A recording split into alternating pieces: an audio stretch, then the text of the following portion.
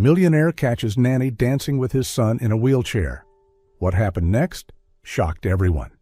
Not everything broken can be fixed with money. Michael Grant knew that better than anyone, yet he couldn't stop trying. At 44, he owned one of the most prestigious law firms in Seattle, a home perched on a hillside overlooking the still blue waters of Lake Washington, and a bank account big enough to buy anything he wanted. But none of it mattered when he stepped inside his own house and heard silence. The modern mansion was designed with perfect lines, each wide glass panel opening to a view of the lake stretching to the horizon. The interiors were meticulously curated, blending warm walnut wood with cold polished steel. Harmonious, yet soulless. Priceless paintings hung on the walls, bookshelves stood in flawless order, imported rugs softened the floors. It all felt more like an exhibition than a place to live. Since the car accident 2 years ago, the air inside seemed to have been drained of life. Rachel, his wife, had died at the scene. Oliver, their 9-year-old son, had survived but was paralyzed from the neck down. Worse, he hadn't spoken a single word since that day. Every memory of laughter and conversation had been replaced by the sound of breathing machines, wheelchair wheels, and the ticking of a clock in the quiet. Michael was nothing if not determined. In the very first weeks, he brought in neurologists from Boston, rehabilitation experts from Chicago, even a pediatric therapy team from California. He outfitted a private room with the most advanced treatment equipment, turning it into a miniature medical center.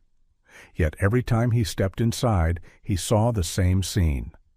Oliver sitting still, his gaze drifting somewhere no one could reach. And so, Michael buried himself in work. His days began before dawn and ended long after the city had gone to sleep. He told himself he was doing it for Oliver, earning more money to pay for every possible treatment. But deep down, he knew he was running from his son's eyes, from the crushing memory of being unable to save both his wife and his child on the night of the accident. The house, though vast and luxurious, had no room for warmth.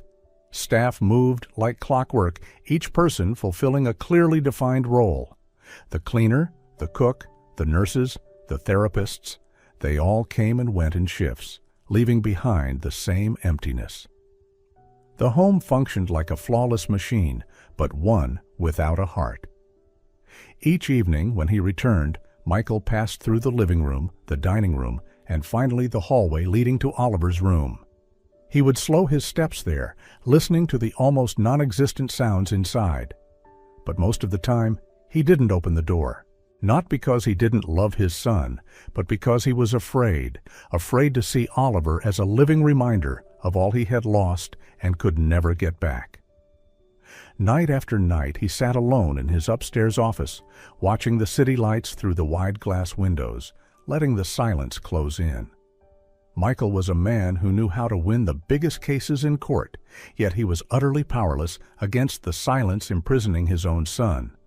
And that very powerlessness had locked his heart away, until Emily arrived. Emily Carter arrived at the Grant residence on a crisp early autumn morning.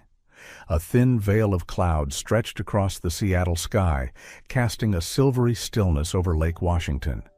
She carried a small suitcase, a canvas tote filled with a few books, and a wool cardigan frayed at the cuffs.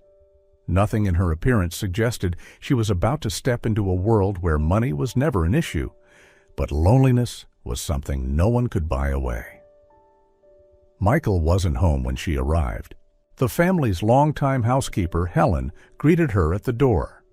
Helen was polite but didn't smile, her voice even as she led Emily down a long, walnut-floored hallway lined with family photographs that hadn't been updated in 2 years.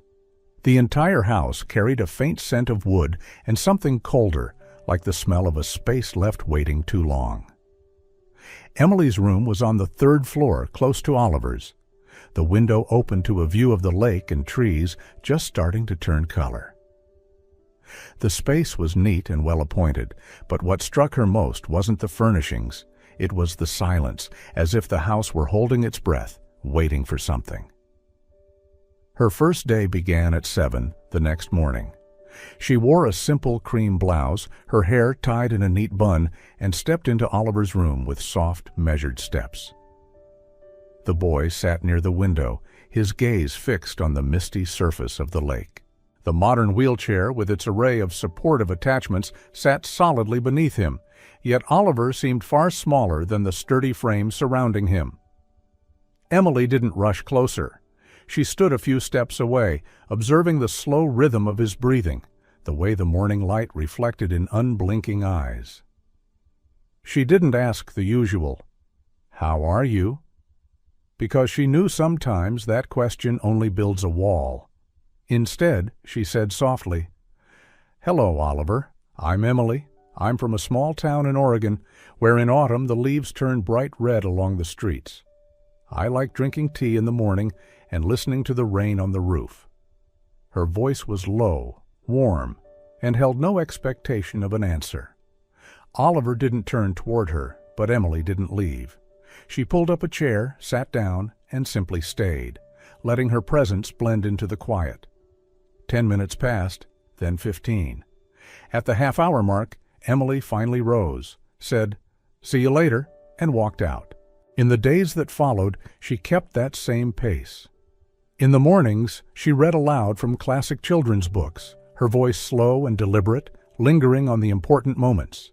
Sometimes she played soft piano music, letting it drift through the air like thin veils of mist.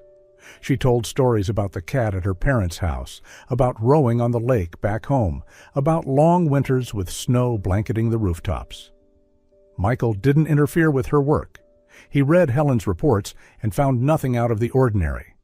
In his eyes, Emily was just another new hire, polite, punctual, without mistakes.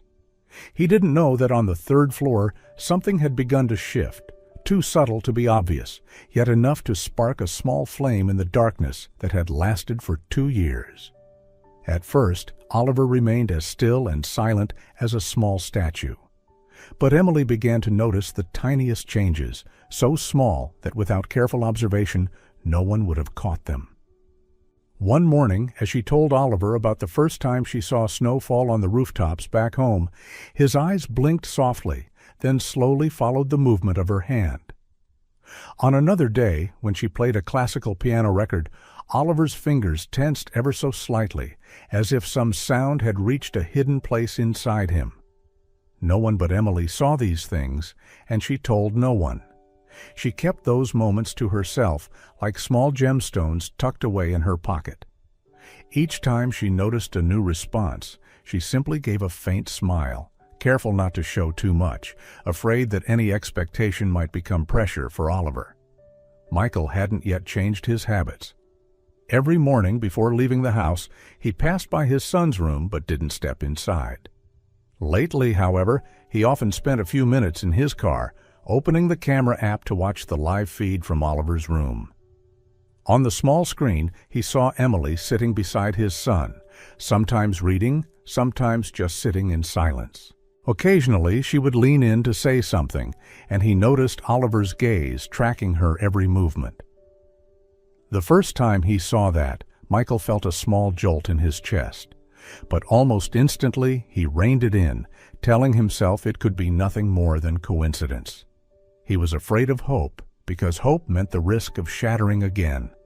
In the days that followed, Michael continued to check the camera when he could. He saw Emily bend down to place a small vase of flowers on the table by the window, saw her slip on gloves and gently massage Oliver's narrow shoulders, saw her open the window to let in the cool air, then pull up a blanket when the wind grew colder.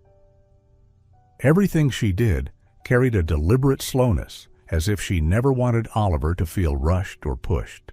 Once, late in the afternoon, Michael happened to turn on the camera and caught sight of Emily sitting beside Oliver, holding a picture book, reading aloud while glancing up now and then, as if to make sure he was still listening.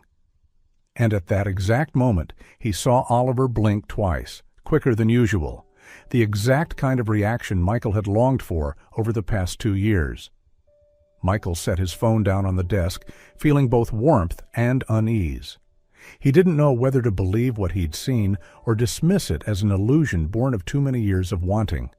But no matter how hard he tried to deny it, a small seed of hope had begun to grow again, slowly but stubbornly. Emily, meanwhile, remained as patient as the first day. She never pushed Oliver to speak or do anything. She simply created moments where he could decide when and how to respond. And somehow, that very patience was starting to draw Oliver back toward the outside world. Those small reactions didn't happen every day, but when they did, they felt like a faint breeze drifting through a house whose windows had been closed for far too long. Emily didn't tell Michael, and Michael didn't ask. Between them, that silence felt like an unspoken agreement. Both knew something was happening, but neither was ready to name it. The misty mornings continued as before. Michael left early, Emily stayed with Oliver. Yet something seemed to be building, like the still surface of a lake, just before the first ripple appears. And then, on an afternoon that seemed no different from any other, everything changed. Michael came home earlier than usual without warning. As he stepped inside, he heard a sound that hadn't graced the house in 2 years. A child's laughter. Michael stopped just short of the threshold, tilting his head to make sure he hadn't imagined it. That sound, a clear, bright laugh, broken by quick breaths, was coming from behind the glass doors leading to the indoor garden. His heart pounded, part from surprise, part from fear that if he took one more step, it would vanish like a fragile dream. He moved slowly along the stone-tiled hallway, the soft echo of his shoes marking each step. As he drew closer, the sounds became sharper, cheerful music, a simple, almost childlike melody, and that laughter, unmistakably Oliver's. Michael leaned toward the large pane of glass. The sight inside rooted him in place. Emily stood barefoot on the tile floor, her hair loose, pushing Oliver's wheelchair in a slow, deliberate circle. She moved in rhythm with the music playing from a small speaker on the table, each gentle turn flowing with a natural grace. Oliver sat in the center of the chair, his body unmoving, but his face alight. His eyes were wide, glimmering in the late afternoon light, his mouth open, spilling out bursts of laughter, real laughter, unrestrained and unforced. Michael didn't dare step inside. He feared any movement might shatter the moment. How long had it been since he'd heard his son laugh? Probably not since before the accident. And now, here it was again, alive and full, as if it had never left. A strange pressure filled his chest, painful yet sweet, pulling him back to a time when this house had been full of laughter. His legs suddenly felt heavy, unwilling to move forward. Inside, Emily bent toward Oliver and whispered something, making the boy laugh harder. One small hand trembled as it tried to curl in on itself, reacting to joy too big to contain. Michael clenched his own hand into a fist, holding back the rush of emotion. When the music ended, Emily wheeled the chair toward the window so Oliver could look out at the garden. The boy was still smiling, cheeks flushed pink. She leaned close, said something Michael couldn't hear, but he saw Oliver close his eyes, the smile still lingering, like he wanted to hold on to the moment a little longer. Emily straightened and quietly left the room, unaware that someone had been watching her from outside. Michael stood there, unmoving, until the space settled back into silence. Then he stepped inside, walking up to his son. Oliver's eyes were open again, his expression calmer, but there was still a glint Michael hadn't seen in 2 years. He sat down beside him, said nothing, and simply placed a hand on his leg, a touch so light yet full of meaning. In that moment, Michael knew that somehow Emily had opened the first door leading Oliver back to the world. And he felt another door inside himself begin to open too. That night, as the city lit up, Michael sat in his office, but his mind was elsewhere. He kept hearing Oliver's laughter, raw and unguarded, echoing in his chest. The image of Emily, barefoot, spinning gently with Oliver in his wheelchair, replayed like a slow-motion film. each turn making him wonder if, for the first time in years, he had found someone who could step into the silence with him and not be afraid. It wasn't just Oliver's laughter that moved him. It was the light in Emily's eyes when she looked at his son, as if the whole world had narrowed down to only that boy. He realized he had never seen anyone so patient, so gentle.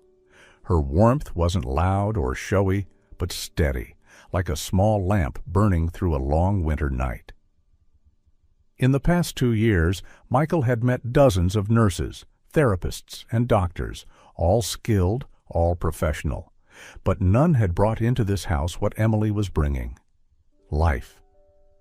He thought back to the moment she leaned down to whisper to Oliver, and the boy's laughter grew louder. Her shoulders lifted slightly with that laughter, and the fading sunlight crowned her hair with a soft halo.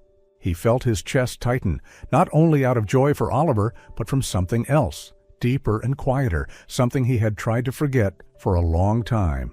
It had been years since Michael noticed the way someone's footsteps fell softly, the way their voice dropped when speaking, or how they tilted their head when listening. He told himself it was just gratitude, just a normal reaction to seeing his son cared for. But deep down, he knew gratitude alone couldn't make his heart beat faster whenever he thought of someone. That night, for the first time in many months, Michael didn't work late. He turned off the lights, stepped out onto the balcony, and looked at the golden reflections of the city lights rippling across the lake.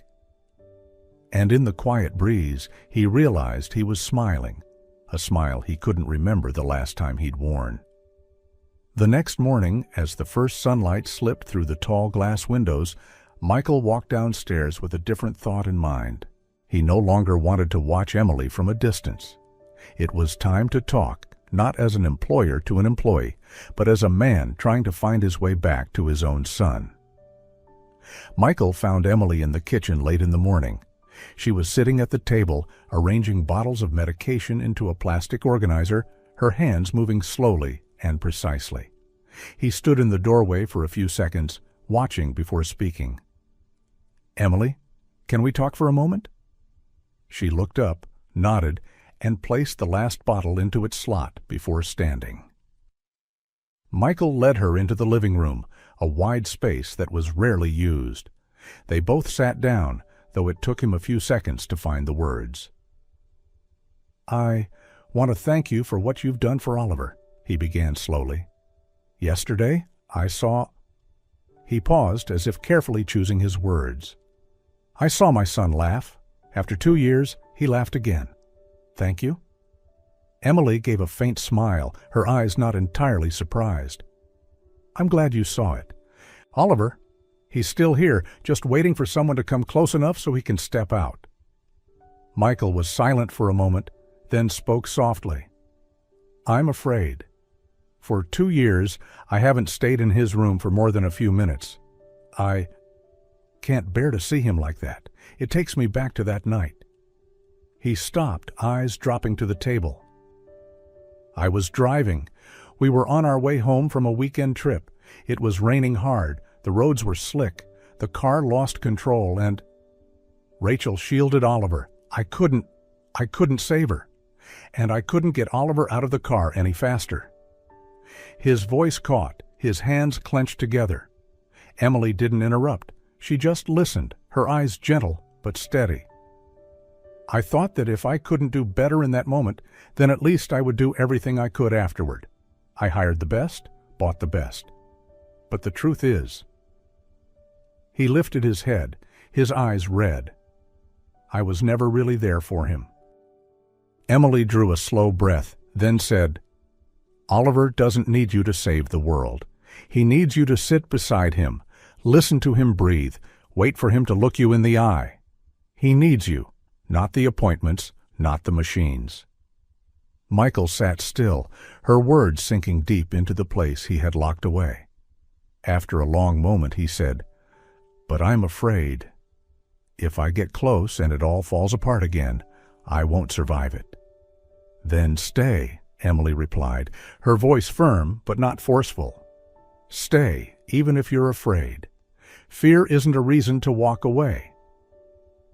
Michael looked at her for a long time.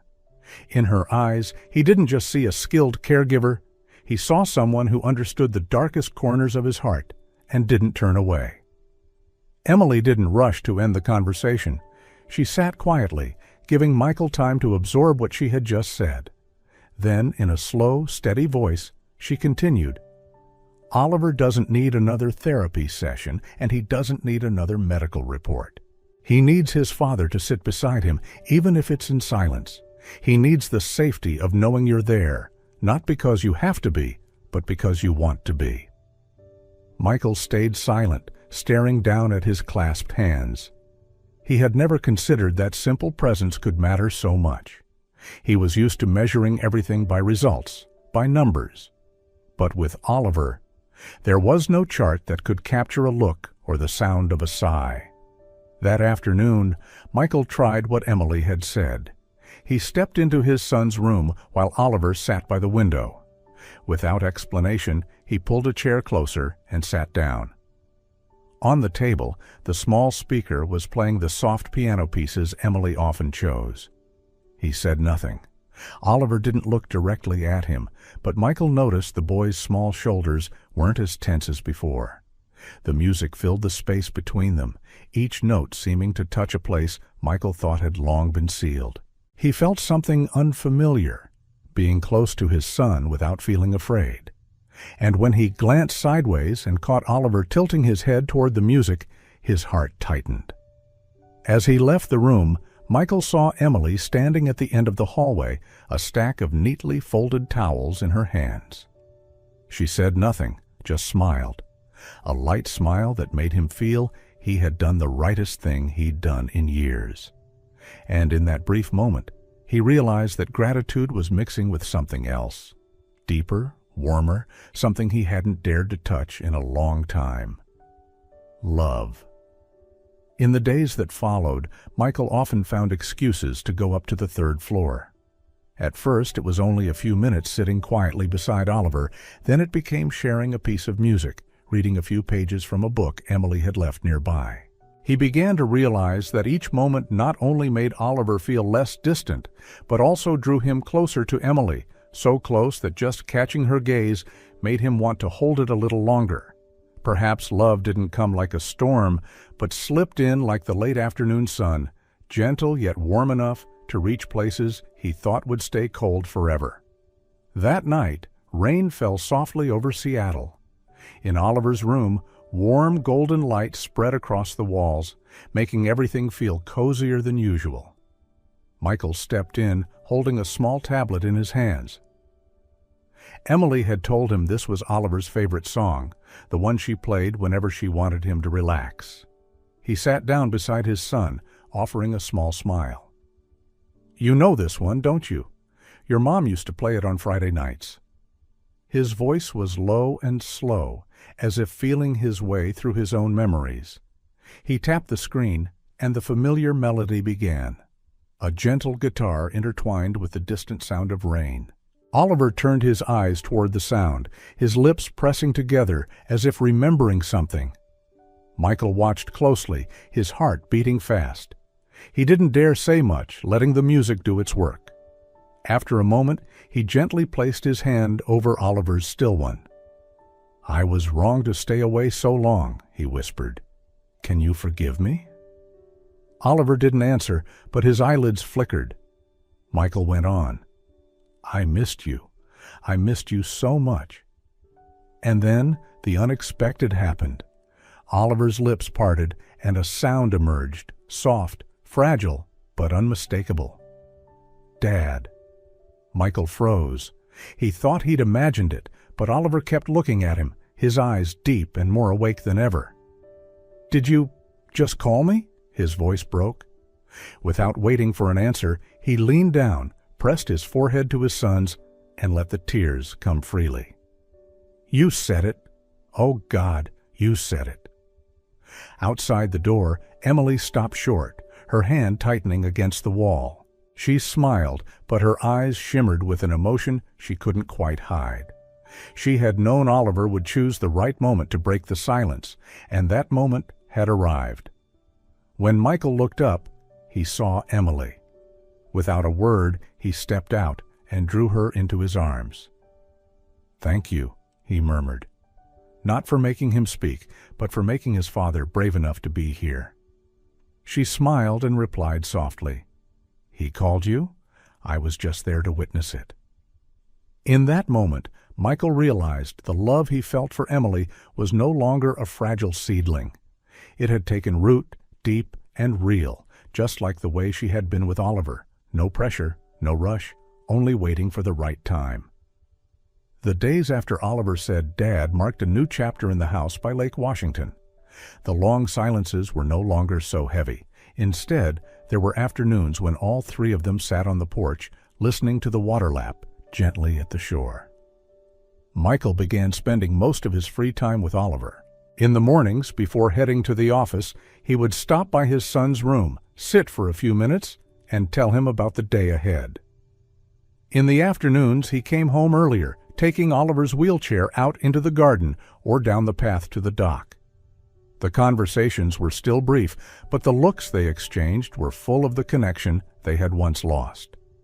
Emily was still there, not just as a nurse, but as a second mother. She knew when Oliver was tired, when he wanted to be left alone, and when he wanted a funny story. She and Michael worked in quiet sync, often needing only a glance to understand each other. One evening, the three of them sat together in the living room. Emily was reading aloud to Oliver, and Michael was beside them, listening not just to the story, but to her voice, warm and patient. He realized he had memorized every inflection, every pause. In moments like that, he would often look over and meet her eyes, brief but long enough to make his heart beat faster. His feelings for Emily grew, not in sudden bursts, but day by day, in every small act, every smile she gave Oliver. Oliver sensed it too. He liked it when the three of them were together in the same room, or when Michael pushed his wheelchair and Emily walked beside them, her hand resting lightly on his shoulder. He laughed more often, sometimes even making small sounds as if testing his voice again. One spring afternoon, when the lakeside trees were turning green again, Michael took Oliver to the dock. Emily came along, carrying a blanket and a thermos of hot tea. They sat together, watching the sunset. Orange and pink light reflected on the water, and Michael knew this was a moment he wanted to keep forever. He turned to Emily, his heart pounding but his voice steady. "Emily, you've changed our lives more than I ever imagined. I'm not just grateful. I love you." Emily looked up, her eyes wide but steady. Oliver, sitting between them, tilted his head as if listening. Michael went on, his voice trembling slightly. "I want us to be a family, not just now, forever." From his pocket, he pulled out a small velvet box and opened it to reveal a simple but elegant ring. "Will you marry me?" Emily brought a hand to her mouth, her eyes glistening. She glanced at Oliver, who was smiling, a smile that felt like unspoken approval. She nodded. "Yes, I will." Michael took her hand, holding it tight. The sunset seemed to glow brighter than ever. After Emily nodded yes to his proposal, the three of them stayed together on the dock for a long time. The sunset faded into a sky full of stars, yet none of them wanted to leave. Michael held Emily's hand, warm but slightly trembling, while Oliver sat between them, his wide eyes as if trying to capture every second of the moment. The days that followed passed in a mix of excitement and calm. Michael and Emily didn't talk much about wedding details, but whenever their eyes met, they both knew the day was drawing near. Oliver became their special assistant, smiling whenever he saw Michael quietly discussing flowers with Emily, or when Emily tried on her simple white dress. On that summer morning, the wedding took place right on the shore of Lake Washington, where they had spent so many quiet moments together. It wasn't loud or extravagant, just a few close friends, trusted colleagues, and their families. Chairs were set in simple rows, wildflowers in glass jars, and a small white cloth over the ceremony table. Oliver sat in the front row, his wheelchair decorated with pale blue ribbons. He wore a crisp white shirt, his hair neatly combed, and smiled brightly as he watched his father and Emily stand facing each other. Michael wore a navy suit, Emily a soft white dress, her hair in loose natural curls. When the officiant read the vows, they never looked away from each other. Michael spoke first, his voice low but clear. "I promise to love you, to respect you, and to care for Oliver with you for the rest of my life." Emily replied, tears slipping down her cheeks, but a smile on her lips. "I promise to love you both, to always be here, not just on the easy days, but on the hardest ones too." As they exchanged rings, a light breeze from the lake carried the scent of water and wildflowers. Michael leaned down to kiss Emily, and applause rippled along the shore. Oliver clapped the loudest, his eyes glowing with joy. That day wasn't just the start of a marriage, it was the day a new family truly came together, where love, patience, and courage had found each other at last.